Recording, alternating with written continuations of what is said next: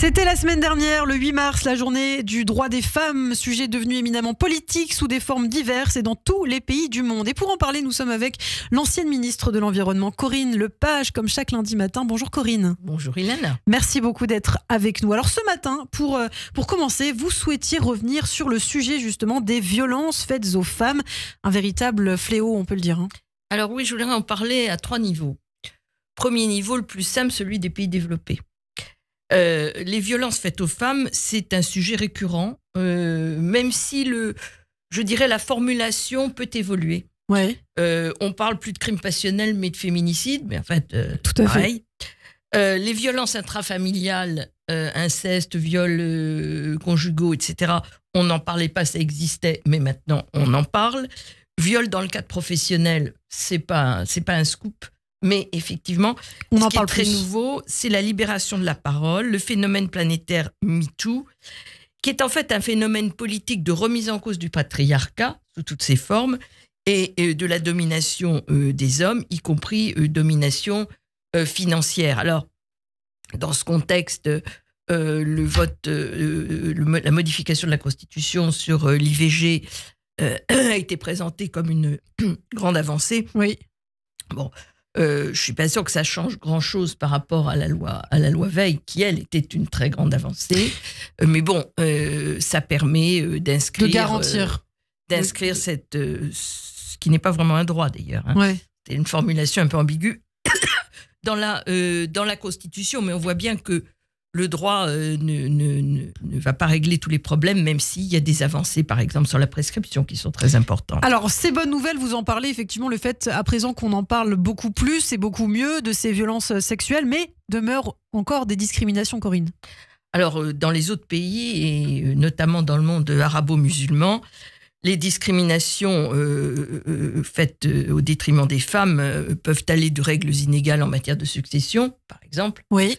Ou en matière de droit dans la famille, à des violences directes, lapidation et autres, et à un enfermement dans la situation afghane.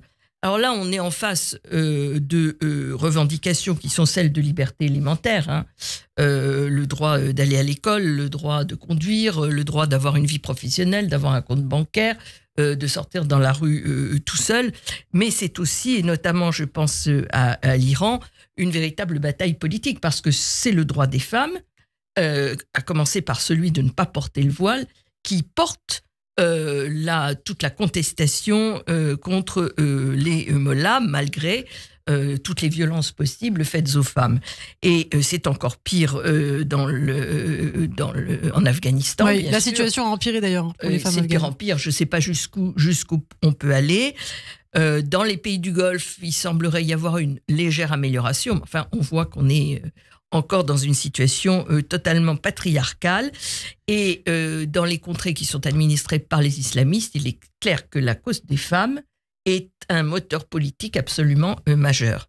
Alors, je voulais vous faire réagir à ce qui s'est passé en France aussi, Corinne. On a vu vendredi à Paris des femmes juives du collectif Nous Vivrons se faire violemment prendre à partie par des cortèges anti-israéliens, des femmes antisémites, hein, on peut le dire, des hommes et des femmes antisémites, attaquer d'autres femmes qui défendaient les femmes victimes israéliennes.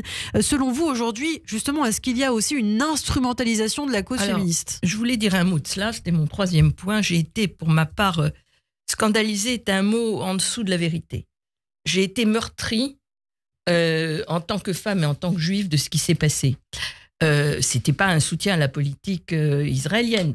C'était le fait de reconnaître ce qui est. C'est-à-dire que le Hamas a commis des viols et des violences absolument inadmissibles à l'égard des femmes. Et ce qui est encore peut-être plus inadmissible, c'est que les féministes, certaines féministes, le refusent, le réfutent, en considérant que ce n'est pas vrai. Et par-dessus le marché viennent insulter celles qui demandent cette reconnaissance. Alors, on est dans du négationnisme, dans une autre forme de négationnisme. D'antisémitisme, on peut le dire. Et d'antisémitisme absolument évident.